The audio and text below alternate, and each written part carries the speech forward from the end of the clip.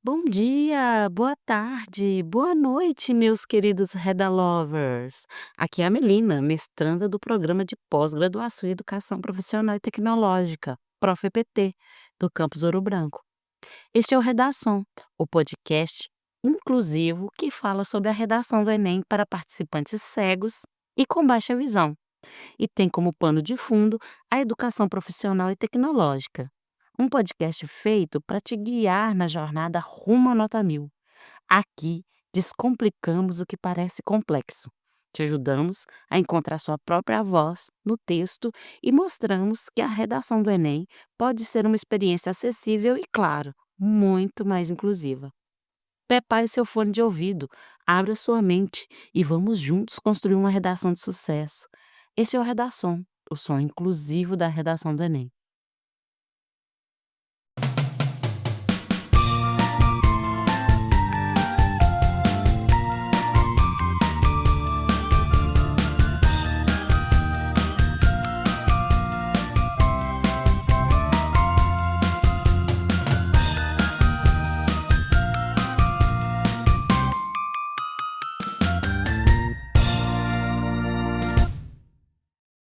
Eu sou a Melina, mestranda em Educação Profissional e Tecnológica, e hoje a gente vai bater um papo super inspirador com dois convidados incríveis. De um lado, a gente tem a Adriele Clara Henriques Dias, aluna que tirou nota 1000 na redação do Enem 2020 e a única de Minas Gerais a alcançar essa marca na época. E do outro, a gente tem o Douglas Ricardo, que é um estudante cego que superou barreiras e se destacou no curso de licenciatura em matemática e nos mostrando a importância do apoio escolar e das adaptações. Sejam muito bem-vindos ao Redação. É uma honra ter vocês aqui com a gente para essa resenha. Boa noite. Boa noite Melina, boa noite Douglas. É uma honra ter sido convidada para esse podcast. Eu espero que eu possa agregar na discussão, que você vai mediar. Vou me apresentar brevemente. Eu sou estudante de letras atualmente da UFMG, eu faço letras português e francês. E eu fui estudante também do IFMG, como foi mencionado, IFMG Campus Ouro Branco, de 2018 até 2020, finalzinho da época aí de pandemia, né? Na verdade, a pandemia começou nessa época, eu peguei o último ano do meu ensino médio, peguei um pouco da pandemia, e eu espero que hoje a gente tenha uma discussão bastante proveitosa. Meu nome é Douglas, né, Ricardo, sou do interior de Minas Gerais, na cidade de São João Evangelista, e onde tem o Instituto Federal, né, que eu estudei e fiz na época, nutrição e dietética, isso de 2010 a 2012. Depois eu entrei para a faculdade, né, onde eu me formei em licenciatura em matemática, né. Antes eu tive 6 meses no curso de sistema de informação, mas pela condição da época não tinha tantos recursos para eu estar continuando o curso. Aí os professores, com a parte da a equipe pedagógica, entendeu que era o mais interessante eu transferir de curso para a parte de licenciatura em matemática.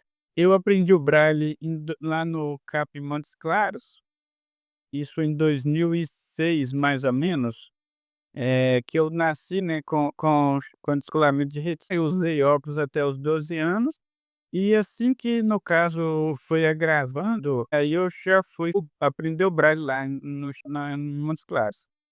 Aí eu entrei no ensino médio, no instituto, em 2010, eu fiz a prova do Enem em 2011, 2012 e voltei a fazer, se eu não me engano, em 2019. Adriele, começando por você, qual foi a primeira sensação com os resultados da sua nota 1000? E você, Douglas, o que mais te marcou durante sua trajetória no IFMG? Pode começar, Adriele. Bom, a minha sensação foi de muita surpresa, primeiramente, né, ninguém nunca imagina, eu acredito, que vai tirar nota 1000, porque o 1000 ele é muito situacional também, depende de muitos fatores, então fiquei muito surpresa, mas também fiquei muito feliz. Eu tive muito apoio dos meus professores, então eu fiquei muito grata a todos eles, a todos os meus colegas. A formação que eu tive no IFMG com o professor Adilson, a professora Ana Paula, e os projetos de extensão que envolviam correção textual, né, o contexto do Enem, me ajudaram muito. Então os meus sentimentos envolveram muita gratidão, felicidade, e fiquei muito feliz mesmo. E você, Douglas, o que te marcou durante essa trajetória no IFMG? Dentro do campo da língua portuguesa, né, assim, o que que mais te marcou quando você estava estudando lá? Bem, só para deixar claro, né, eu sou da parte da matemática, então português já é um certo tabu, né, começa por aí. Mas acho que o principal, né, assim, primeiro, né, os contatos que a gente tem, né, com uma estrutura totalmente diferente, né, porque eu estudei na escola estadual, né, assim, numa cidade bem do interior, e quando a gente vai para uma escola federal que tem um recurso mais estabelecido, né, mais presente, mais forte, é dá uma estrutura um pouco mais, tranquila pra gente, né. Com laboratório de informática que eu não tinha no ensino fundamental, e assim, e vem algumas outras ferramentas, né, além do quadrigias, era o Datashow, essas coisas, né, essas novidades. O data show, ele era acessível para você? Não, era uma nova forma de ensinar, no caso, que além do quadrigiz, tinha a possibilidade de transmitir vídeo, né. Algumas gravações, né, por exemplo, assim, pequenas palestras, né, de algum tipo de especialista, algum filme que tinha alguma coisa a ver com a matéria naquele momento, que era uma outra forma que os professores tinham condições de passar pra gente, né. Assim, da língua portuguesa, né, dessa área, a gente tinha uma parte de literatura, né, inclusive nós tivemos, como lá no instituto tem um teatro, que é possível transmitir filmes, nós assistimos um filme daquele A Sociedade dos Poetas Mortos. Então, assim, isso no caso era um pouco mais acessível, né, que tinha um pouco mais de som, né, além daquilo que a gente está simplesmente no papel. Eu tinha sempre comigo uma colega que fazia, assim, a leitura no papel para mim. Quando tinha alguma coisa no livro, alguma coisa no quadro, eu sempre tinha uma colega que ficava próxima a mim, ela ia fazendo a leitura daquilo que não tinha como ser em braille, que só no papel, e eu transcrevia para o braille, né, na época. E teve uma época que eu passei a ter acesso a um computador e eu já comecei a transcrever, né, algumas coisas do braille para o Word. Aí eu já comecei a ter acesso à parte da informática que, né, com os leitores de tela, que também contribuiu para eu estar estudando, né. Sim. Agora a gente vai falar um pouquinho sobre a preparação para o Enem, né. Adriele, você mencionou que a constância na prática de redação foi o que mais contribuiu para o seu excelente desempenho e que fazia uma redação por semana. Douglas, seu texto fala sobre a importância dos recursos como Braille e Soroban.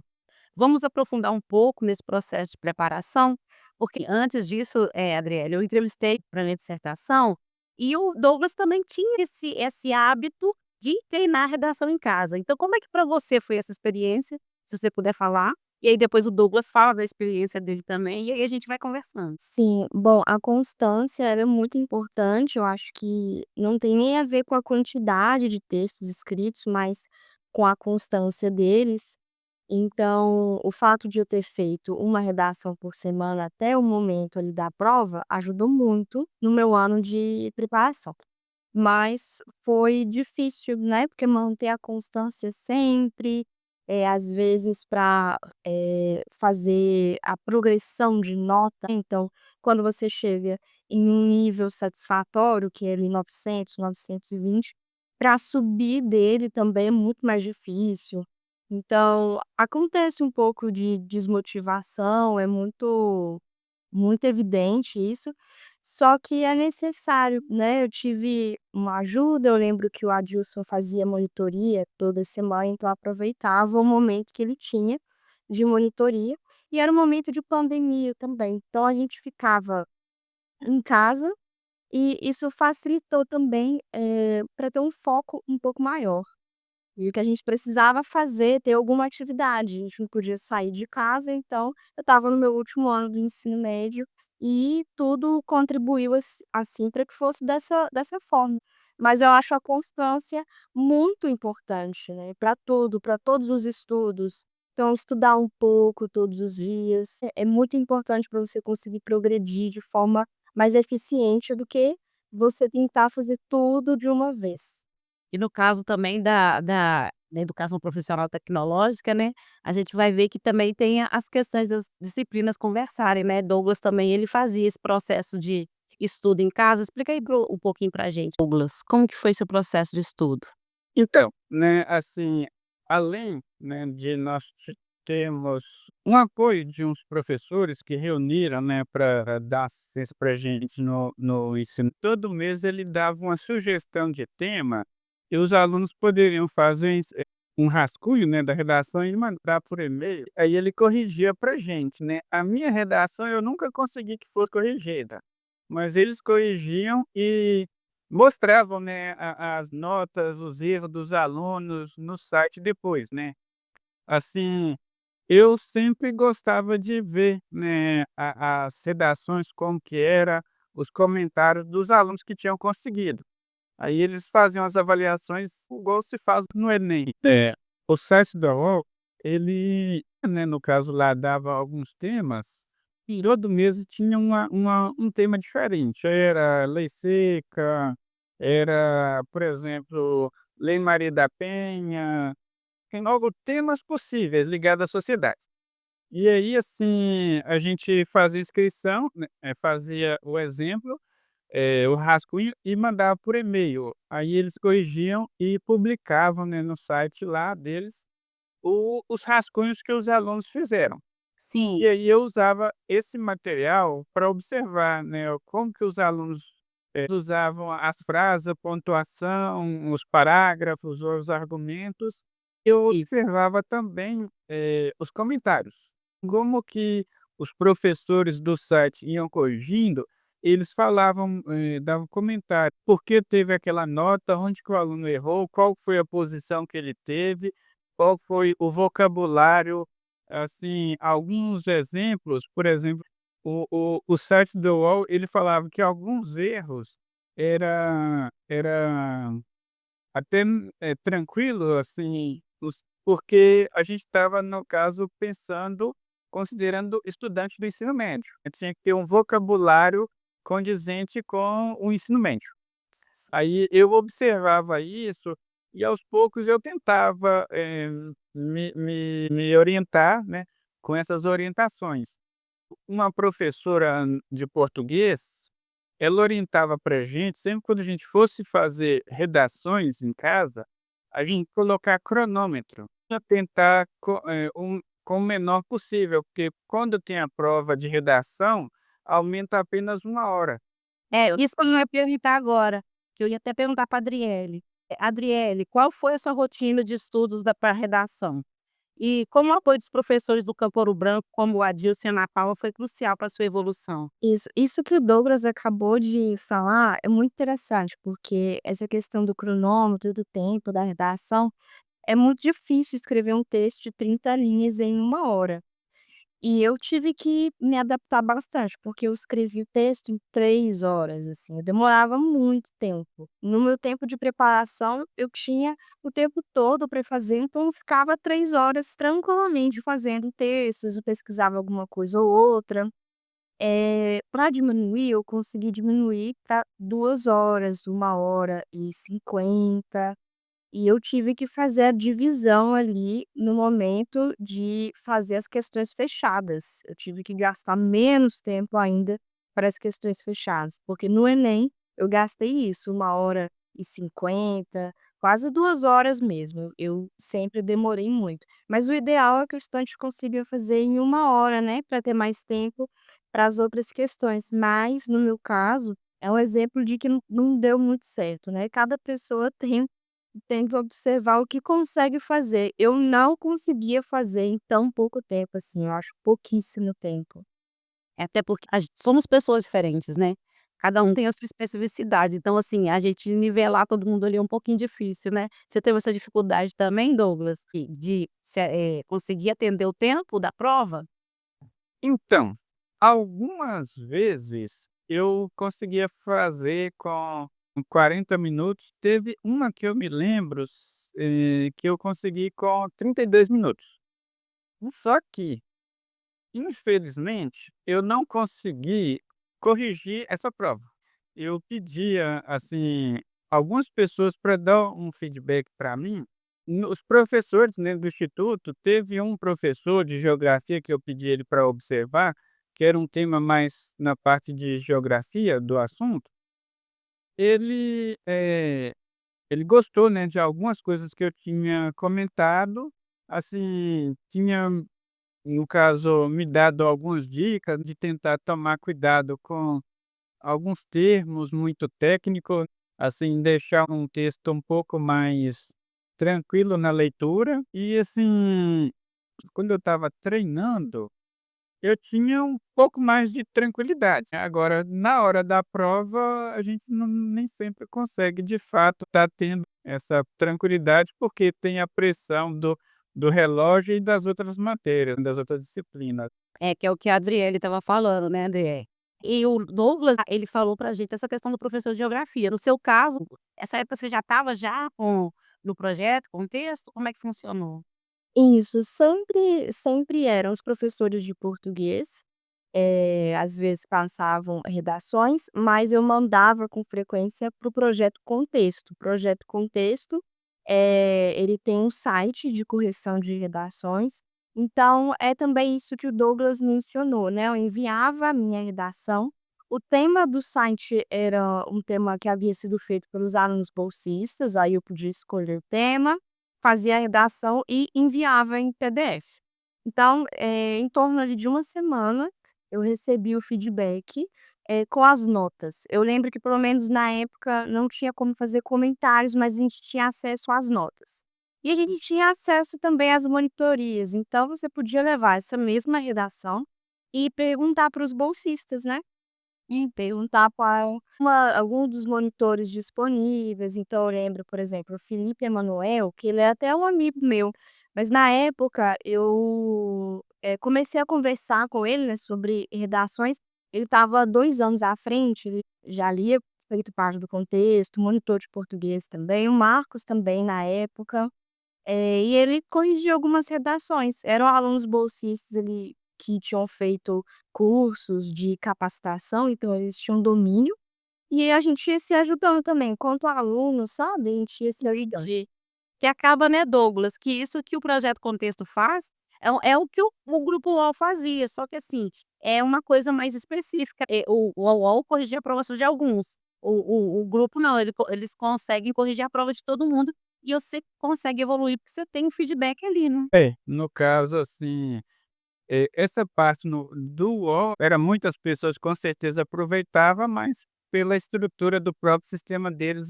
E lá, no caso, a cada 30 dias, né. Lá no IF de São João Evangelista, tinha algum programa, alguma coisa que vocês pudessem monitoria, que vocês trabalhassem a redação do Enem? Assim, nós tivemos um pequeno cursinho de alguns professores que se juntaram para dar uma assistência para os alunos. Sim, Isso no terceiro ano. entendi. Só que, assim, como no caso a gente estava falando ali de 200 alunos, Sim. então, né, porque lá tinha todos os terceiro ano do ensino médio, né, ali tinha uma, 2, 3, 4, umas 8 turmas, eu acho. E deficiente visual era só você? Isso, sou eu. Aí, assim, quando os professores tinham, né, fazer as correções, tinha alguns, conseguiam fazer uma espécie de seleção de alguns, de 2 ou 3 ali, e à medida que o professor ia corrigindo aqueles 2 ou 3, a gente ia tentando avaliar os nossos erros de acordo com aquilo, né. Sim.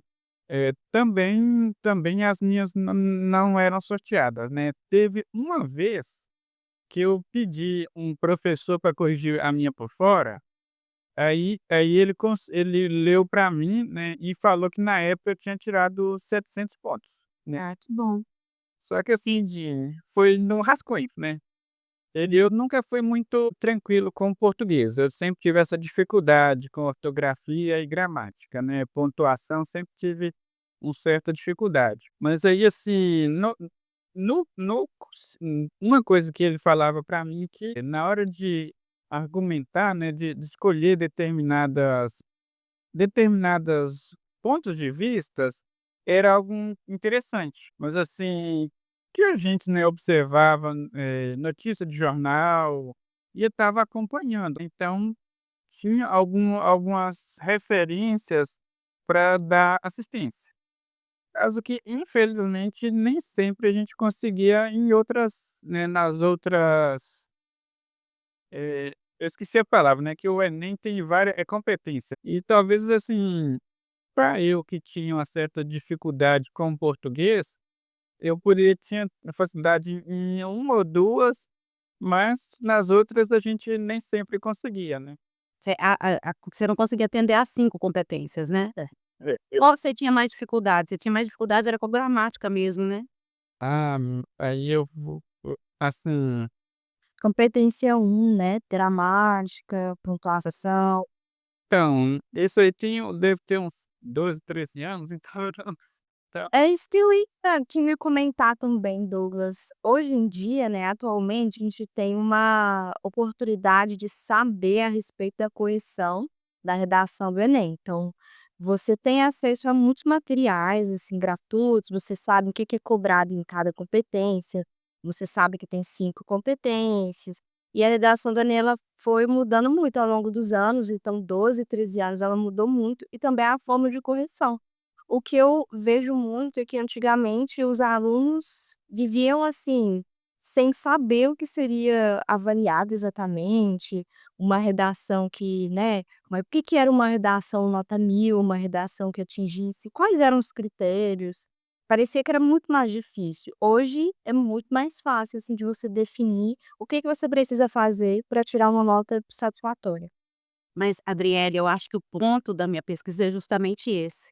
Quando você para para pensar nos participantes cegos e com baixa visão, o Douglas vai poder falar, porque, algumas especificidades que tem para os alunos que são videntes, não tem para os alunos cegos. Por exemplo, a banca de quem corrige a prova dos disléxicos, dos alunos com autismo, dos surdos, ela é diferente. Ah, mas aí a gente pode pensar assim: "Nossa, mas o aluno cego, ele não tem nenhum problema linguístico", mas imagina escrever uma redação que você tem que guardar ela toda na cabeça, né. A gente, às vezes, a gente está ali lendo, relendo, você esquece o que que você escreveu no primeiro parágrafo, você pode voltar e consultá-lo. O estudante cego não, ele tem que ter uma memória muito boa ali guardada. Tem a questão também, eu não sei se isso já chamam sua atenção, que é dos textos de apoio, que geralmente vem um desenho, um gráfico. Teve um que eu vi, Adriele, que o gráfico era assim, era o mapa do Brasil, aí tinha um monte de bonequinhos, tinha porcentagem, tinha informação. Quando o participante cego ele tem essa informação, passa pela minha interpretação, não é uma interpretação dele. Então, assim, são coisas que eu acho que são específicas para o público de participantes cegos de baixa visão, que não acontece com os alunos que não têm deficiência. Eu não sei, Douglas pode confirmar isso, que falar melhor do que assim, lá na época, a gente observava muitos sites que davam, possíveis temas. Tinha muito site que falava, era G1, era aqueles Infoescola, tinha alguns sites na época que os alunos falavam os 10 possíveis temas. Aí, assim, a gente tentava, à medida que a gente ia observando, a gente pesquisava um pouco daquelas leituras daquele tema para criar na nossa cabeça uma espécie de referência desses textos, motivadores.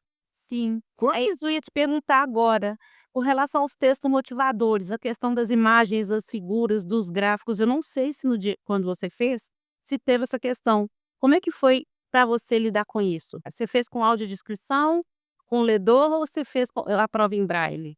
Como que foi, esse entendimento seu da questão dos textos motivadores? Você acha que te ajudou, te atrapalhou?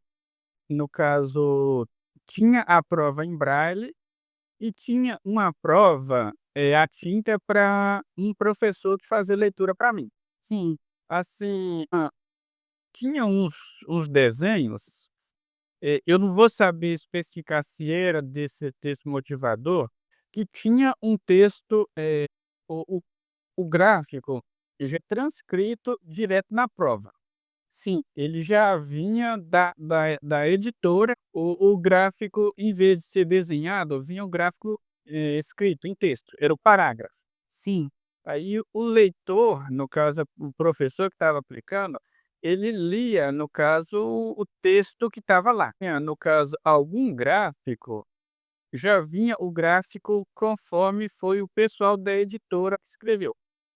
E você tinha dificuldade de entender essa descrição ou para você foi tranquilo? Então, assim, quando tinha que alguns textos, a gente, no caso, buscava o próprio que estava escrito no texto. Eu não me lembro especificamente se nesses textos motivadores se tinha algum tipo de gráfico, mas até então, por eu estar escutando a pessoa, no caso já lendo, o leitor ele já lia aquele texto motivador como se fosse mais um texto da prova em si, né. Aí, assim, no caso, é claro que em alguns momentos tinha algum tipo de, referências, aí o pessoal fazia leitura, o site da data tal, o jornal tal. Alguns, assim, eu até acredito que essa parte do texto motivador, eu até acredito que essa parte não chegou a me prejudicar. Sim. Porque no caso, eu tinha sempre um professor de português e os professores, eles tinham aquele cuidado de fazer o mais, tranquilo para mim. Sim. Assim, mas teve, no caso, não em si no texto de redação, mas eu me lembro que teve uma questão da prova mesmo de português, assim, que tinha desenhos, tinha fotografias, né. Sim. Aí, nessas fotografias, eram se eu não é charges de CEs, aí a gente tinha que tentar mais ou menos decodificar de acordo com a forma que o professor estava lendo, né. Sim. Eu tento acreditar que não tive problema, mas eu acredito que com o professor descrevendo para mim, me ajudava mais do que era eu mesmo tentando ler, porque no Braille eu tinha que montar letra por letra, palavra por palavra, para depois tentar voltar e formar a frase para me encontrar o contexto do contexto que estava orientando, né. Entendi. Assim, tinha algumas situações, né, que em determinados momentos, no caso, porque o Braille não, a leitura do Braille é um pouco cansativa. Vocês já viram a prova em Braille do Enem? Eu já vi, ela é muito grande. Você já viu, Adriele? Não, não vi. A Bíblia, ela é enorme. É grande, que a folha é grande e ela também é grossa, porque é letra por letra, né, Douglas, que é escrito. Ai, meu Deus, então vai ser enorme mesmo. Sim. Depois eu tento, né, mandar uma foto da prova que eu tenho em Braille aqui, aí você mostra. Só eu quero. Ah, eu quero. Uhum. Aqui, assim, Eu gostaria de ver, você pode me mandar. prova em Braille, então ela é bem mais grossa, né, o texto em si do Braille. Uma vez eu participei de um projeto de redação, que no tema, assim, a tinta, a pessoa poderia fazer, um texto. Não era bem uma redação igual o Enem, era um texto literário lá, que tinha no máximo 3 páginas para quem enxergava, e quando a gente ia fazer em Braille, era no máximo 5. É praticamente o dobro, né, Douglas? É, aí assim, então a prova da redação, a prova do Enem, ela tinha esses detalhes, né, na hora de estar lendo, além de ser muito para a gente estar formando o contexto na cabeça depois de ler, tinha a questão do braço, que dói muito. Então, em alguns momentos, eu senti a necessidade de estar escutando o leitor lendo para mim, porque o braço, o ombro doía tanto que a gente desconcentrava, né. É.